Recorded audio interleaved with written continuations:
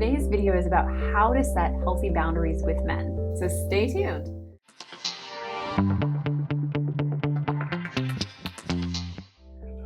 Blah, blah, blah, blah, blah. Stop it! I need to set a boundary with you, buddy. So that's not really the perfect example, but I wanted to teach you about how to create solid boundaries. And Jack wants to give the man's perspective, right? Yeah. Why is this important? Okay, so we have a lot of clients and they have trouble setting boundaries with men. So maybe they've gone out a night on the town and there's this guy who just like keeps talking to them, keeps approaching them, and they don't know how to tell him off, even though it's really annoying and they want him to stop. Stop! Yeah. This is because you're leaving an open door. You're being too available. You're being too nice in some ways. And you're not actually expressing your truth, because more often than not, your truth in the moment is, this guy's really annoying. I do not want to talk to this guy. Maybe you're giving him all the clues and body language. Actually, can I say something from the woman's perspective? Mm-hmm. So I actually think that women have a pattern of being either totally open too much, or we're shut down, like our clamshell is just like locked.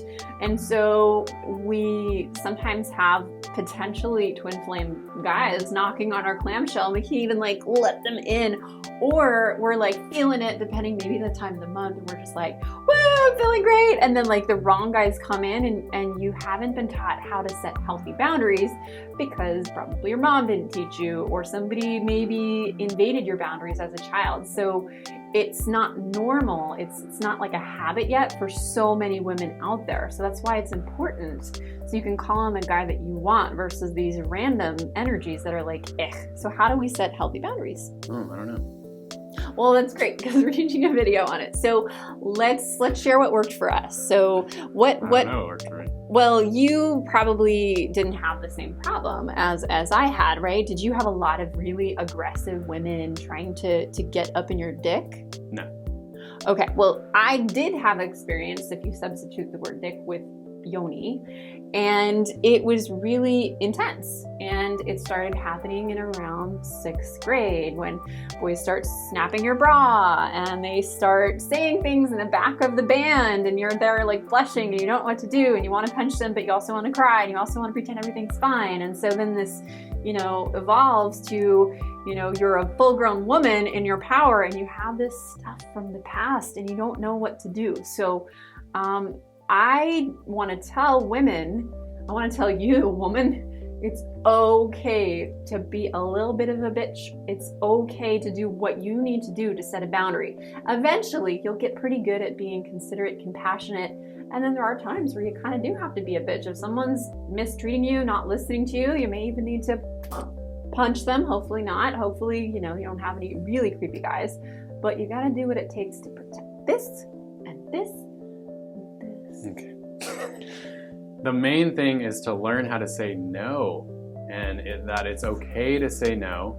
And I know there's a lot of nice women out there, good girls, and even for me at times it was difficult for me to learn how to say no. But saying no is never necessarily a mean thing to do. You're just stating your boundary. It's a little 2-letter word.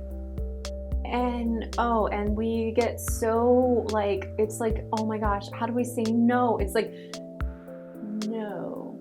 Right. It's not that complicated. It's not going to break anybody's heart. And if it does break their heart, it's probably really good medicine for them to deal with. It's not your responsibility if they have, trouble with boundaries. Yeah.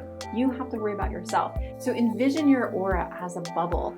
And if shitty energy starts coming in, feel your no, like, nope, and have a little bit of psychic armor and send that lovingly on its way. Saying no doesn't necessarily mean, I'm trying to avoid him. I'm giving him all the subtle cues. I'm thinking no. I'm not saying no to anyone. Shouldn't he figure it out? Yeah, doesn't he see the cues? I'm looking the other way. I'm talking to another person. Doesn't he see the cues? But men are literal. We're extremely logical beings. We need to be told no, and we need to be communicated like vocally, like what you want us to do. And sometimes that kind of avoidant energy, when you're like, and you get all weird and awkward, guys are actually attracted to little fluffy bunnies. They want to sink their teeth into that. So it's just a primal thing. Don't take it personally. Don't be afraid of that dynamic. But if you notice yourself being all weird and I don't know what to say to him, I don't know how to say no, just get back into, I know my no. Because when you don't know your no, you don't know your yes. You're never going to have your yes. I'm gonna go up to him and say, I'm so flattered that you sent me that text message. I'm not feeling a connection with you at this point, so I'd like to just be friends. And you can say like, I'm noticing that you're approaching me, and I just gotta say, I'm here with my friends tonight, and I'm not really into, I'm not really looking for a man or whatever you want to communicate, but say that you just want to spend time with your friends tonight. Don't have a guy teach you how to have boundaries. Know your no, know your own boundaries, and then let him follow you. So it's a bit of a reverse. Instead of being the, what's the opposite of alpha? Beta Or omega or whatever.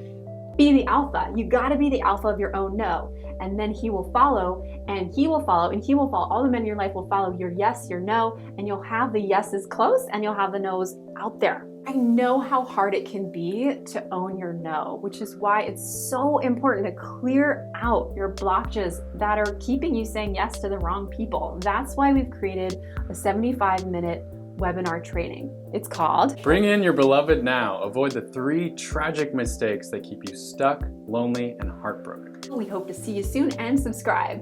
Namaste. Namas flow.